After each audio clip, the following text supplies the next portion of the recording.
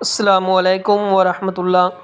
غلام محی الدین چکوال سے یہ بھائی سوال کرتے ہیں، مجھے نماز میں بہت زیادہ خیالات آتے ہیں، بعض اوقات تو مجھے نماز توڑنا پڑ جاتی ہے، تو کیا نماز میں خیالات آنے سے نماز ہو جاتی ہے یا نہیں؟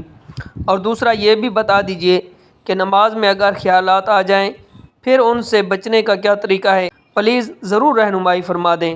بھائی نے بہت ہی اچھا سوال پوچھا ہے، کیونکہ یہ وہ مسئلہ ہے جو تقریباً ہر دوسرے مسلمان بندے کے ساتھ پیش آتا رہتا ہے۔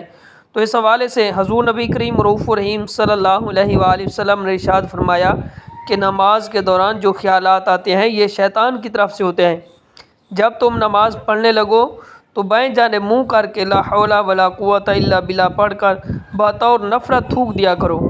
اس تھوکنے کی وجہ سے شیطان آپ سے دور بھاگ جائے گا، یعنی کہ جب تم نماز پڑھنے لگو تو اس سے پہلے لا حول ولا قوت الا باللہ پڑھ کر بائیں جانب تھوک دیں۔ یاد رکھیے کہ جو تھوکنا ہے یہ اشارتاً بطور نفرت تھوکنا ہے۔ ان خیالات اور وسوسوں سے بچنے کا دوسرا طریقہ یہ بھی ہے کہ نماز میں جو کچھ پڑھ رہے ہیں، یعنی کہ ثنا، فاتحہ یا پھر اسی طرح تکبیر تحریمہ، تسبیحہ، تشہد، درود، دعا وغیرہ، ان تمام کا ترجمہ یاد کر لیں، یعنی کہ اردو ٹرانسلیٹ یاد کر لیں۔ اس کا فائدہ یہ ہوگا کہ جب آپ ثنا پڑھیں گے، سورۃ فاتحہ پڑھیں گے، کہ جو عربی الفاظ پڑھیں گے ان کا اردو ترجمہ جو ہے ہمارے ذہن میں گھومتا رہے گا۔ اس کا فائدہ یہ ہوگا کہ ہم ان خیالات وسوسوں سے محفوظ رہیں گے۔ ان خیالات سے محفوظ رہنے کا تیسرا طریقہ یہ بھی ہے کہ نماز میں دیکھنے کا جو سنت طریقہ ہے، یعنی کہ قیام کی حالت میں کہاں پر دیکھنا ہے، رکوع اور سجود اور اتحیات کی حالت میں کہاں دیکھنا ہے، اس طریقے کو بھی ذہن میں رکھیں۔ اس پر عمل کریں گے تو ان خیالات سے ضرور حفاظت ہوگی۔ یاد رہے کہ نماز میں جو خیالات آتے ہیں ان سے نماز نہیں ٹوٹتی، بلکہ نماز بلا کراہت ادا ہو جاتی ہے۔ لہٰذا خیالات آنے سے آپ کی نماز فاسد نہیں ہوگی۔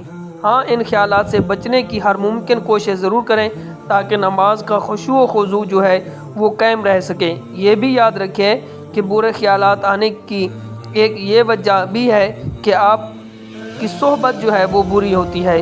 اگر آپ کا اٹھنا بیٹھنا برے لوگوں سے ہے تو اس لیے برے خیالات آتے ہیں، اور ان سے بری صحبت سے جب آپ دور ہوں گے، اچھے لوگوں کی صحبت اختیار کریں گے تو اس سے آپ کے خیالات جو ہیں یہ برے نہیں آئیں گے، اور آپ کی نماز میں خشوع و خضوع بھی باقی رہے گا۔